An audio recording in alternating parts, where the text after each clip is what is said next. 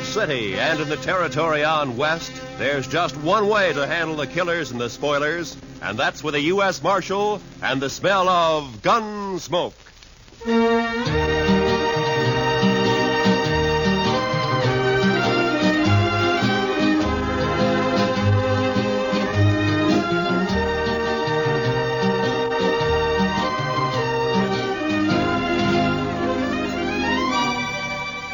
Gunsmoke, starring William Conrad. The story of the violence that moved west with young America. The story of a man who moved with it. Matt Dillon, United States Marshal.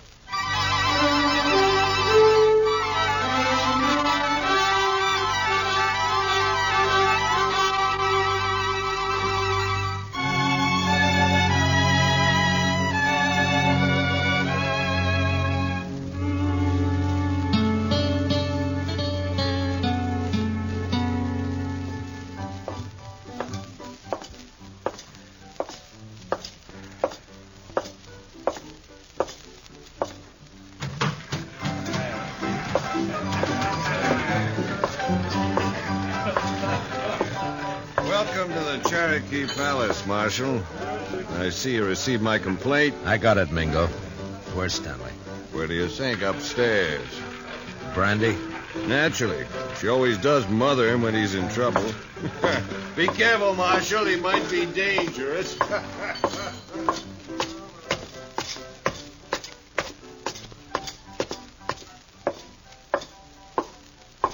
Well, Marshal, you got a sweet word for Dixie?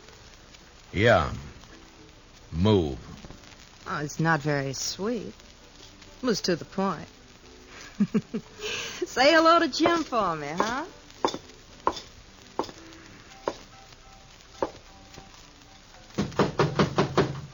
Go away. It's me, Brandy. Matt. Come in, Matt. Join me in a drink? Where is he, Brandy? In the next room. Cried himself to sleep.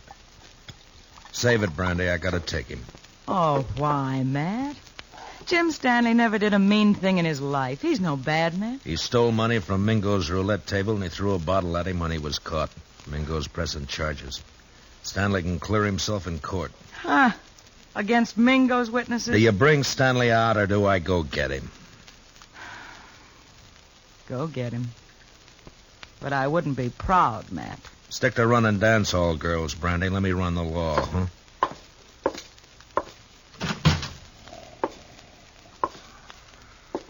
Stanley? Stanley! Oh, it's you, Marshal. I was sleeping. I want you to come with me, Jim. Come with you? Sure, Marshal. You better get up. Come on. Come on. Oh, yeah.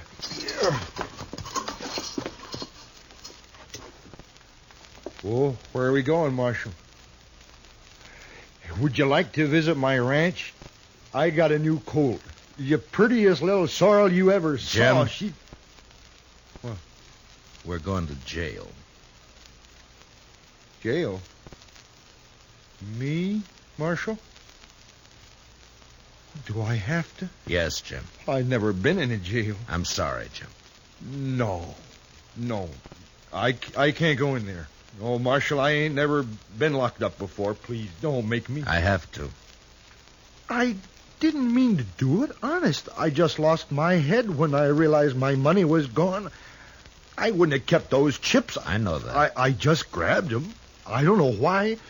They were there, and I just grabbed them, and then Mingo started in on me. He kept saying things, bad things about... Take it easy, Jim. I wouldn't have cared, except that, well, Dixie was there. He kept yelling at me that I was a thief right in front of her. I tried to make him stop, and he wouldn't. Then something happened. The bottle was there. You threw it at Mingo? No, I just threw it, Marshal. I was crazy. I didn't mean to hurt nobody. I believe you, Jim. Marshal, will you ask Dixie to come and see me later? Yeah, sure, I'll ask her. Thanks. I just want to tell her not to blame Mingo for all this. She might say something or give up her job. Don't worry, Jim. I don't think Dixie's going to give up anything.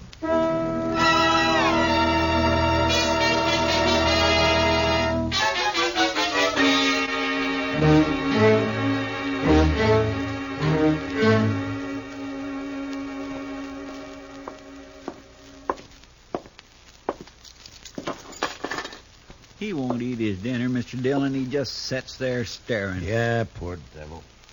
He won't really be convicted, will he? Well, I hope not, Chester. Mingo's the one who ought to be in jail. Look, Chester, this isn't exactly my idea of justice either. A shady gambler against a simple-minded horse rancher. Hello, Marshal. Goodbye, Chester. Oh, goodbye. I'll run along. You stay put, Chester. Oh, now, Marshal, I wanted to be alone with you. I sent for you to come and visit Jim Stanley, and you better be nice to him. Most fellows are tickled pink if I like 'em. They say I'm pretty. You're pretty enough. That's better. I knew you liked me. I said you were pretty. I didn't say I liked you. Oh, now that's nasty. Would you like to hear what I really think of you? No, don't bother. I get the idea. You're Mingo's girl. When I feel like it. And why do you have to tease a man like Stanley, drive him to drinking and gambling and trouble like he's in now? He's sweet. He thinks I'm beautiful. Yeah. But even men like him wake up. Stick to Mingo.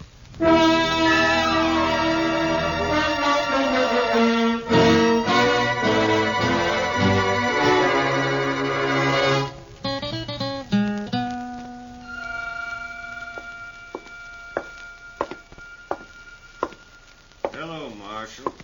Thought I'd drop in and see if your prisoner was all set for trial tomorrow. Mingo, I want you to withdraw those charges. And let that potential murderer go free? No. You got back the chips Stanley took from your table, and his assaulting a man like you is ridiculous. He doesn't even wear a gun. A bottle constitutes a deadly weapon. Look it up, Marshal. Why are you doing this, Mingo? Why pick on a man like Stanley? Let's say I don't like him always slobbering over Dixie. She's private property. For that greedy little vixen, you'd send Stanley to prison knowing that it'll probably crack his mind completely? That's his problem. You don't understand, Mingo. I don't like to see people pushed around. Well, don't cross me, Marshal. I already have.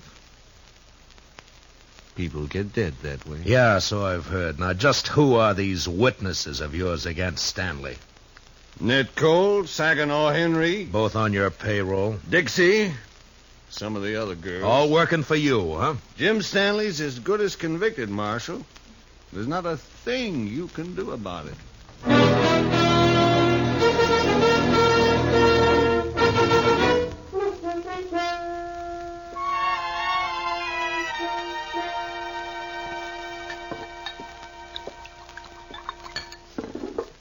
Here, man. Drink this. Thanks, Brandy. You know, all you need to do is stop fighting yourself, Matt. You're mixed up. That's sure true, Brandy. You know, it's funny when it's something you can fight with your fists and your guns, it's easy, but how do you fight a deal like this? You gotta clear Jim somehow. With those witnesses against him, Jim can't win in court. Technically, he's a criminal. Oh, criminal, my foot. He admits the crimes. The judge will have to sentence him to at least a minimum jail term. We know there are witnesses who can prove he's innocent.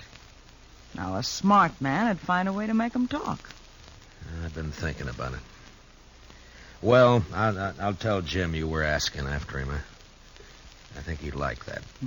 He's Dixie's. I had me a man once, Matt. I traded him for a bottle of brandy. I paid a stiff price for my name. You're not through yet, Brandy. Oh, sure. I play mother to everybody. Take everybody's troubles on my shoulders.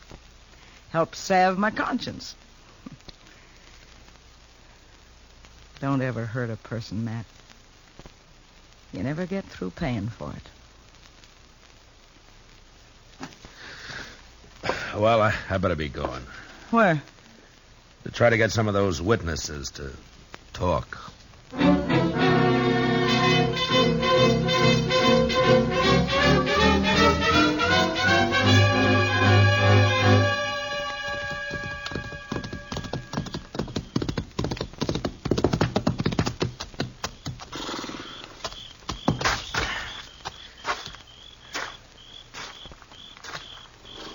Hello, Saginaw. Huh? Oh, it's you. I've been looking for you. Then you've been looking for trouble. Well, you're beginning to sound like your boss, Mingo. It's late. What do you want? I want to read you something from this book. What book? This law book. Oh, so? First law I see says that anyone giving a drink to an Indian is liable to fine up to $500. I saw you buy an Indian Pete a drink only last week.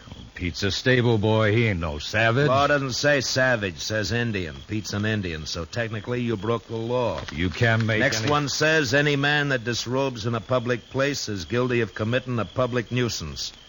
Carries a fine of $100. Look, what the devil is all this? I saw you breaking a horse down in Harrison's Corral a little while back. You took your shirt off, and that's disrobing in a public place. Technically. You can't get away with this, Dillon. How much you make a month, Saginaw? 50, 75. Uh-huh.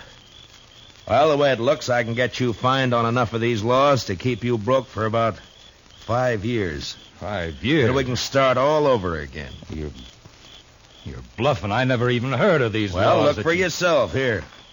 If you witnesses are going to send Jim Stanley to jail on a technicality, then a lot of you are going to jail the same way. Well, laws may be there, but they ain't fair. All right, Saginaw, if that's how you want it. Come on, let's go to jail. No, wait. Well, then start talking. Well, Dixie shilled Stanley into losing his money, and me and Ned Cole egged him into grabbing a couple of chips when the wheelman wasn't looking. On Mingo's orders? Sure. Stanley looked down at the chips we swiped, and he reached out to hand them back when Mingo jumped him. What was Dixie doing? Trying to keep from laughing. Yeah, I'll bet. And then what? Mingo rode Stanley hard to make him break down in front of Dixie. Finally, the poor lunkhead seemed to go crazy. He yelled and tossed a bottle at the bar. Not at Mingo? No, missed him by 10 feet. Stanley was just working off his mad by busting the bottle. Paid for it. I guess he had the right. Yeah, I guess he had. First, I think Mingo was just deviling Stanley, and then he got the idea to press charges and send him to jail. We got orders out to testify. Uh-huh. Well, thanks, Saginaw. Marshal, I'd like you to know something. Yeah? I'm glad I told you about Stanley, because framing him into prison isn't my idea of something to be proud of. It shouldn't be.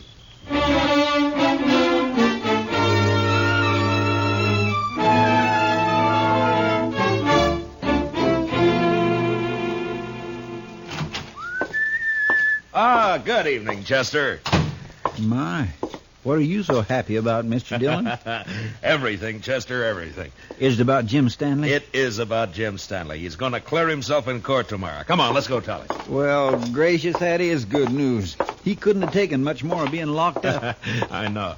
Hey, Jim, wake up. We're going to bring... Jim. Mr. Dillon, he's gone. Both window bars are cut. Yeah. And here's what cut him. A hacksaw blade. And look yonder, there's another. Oh, that fool. Why couldn't he have waited one more day and he'd have been free? Jim Stanley didn't have those hacksaw blades on him, Mr. Dillon. I know. I searched him good. You searched Dixie good? Hmm? Oh, mercy, no, Mr. Dillon. She's a girl. He didn't have any other visitors. No, sir. Mingo's going to be awful mad when he finds out his girl helped Jim Stanley get away. Come on. You going to arrest Dixie, Mr. Dillon? I don't know, Chester. First, I got to find her.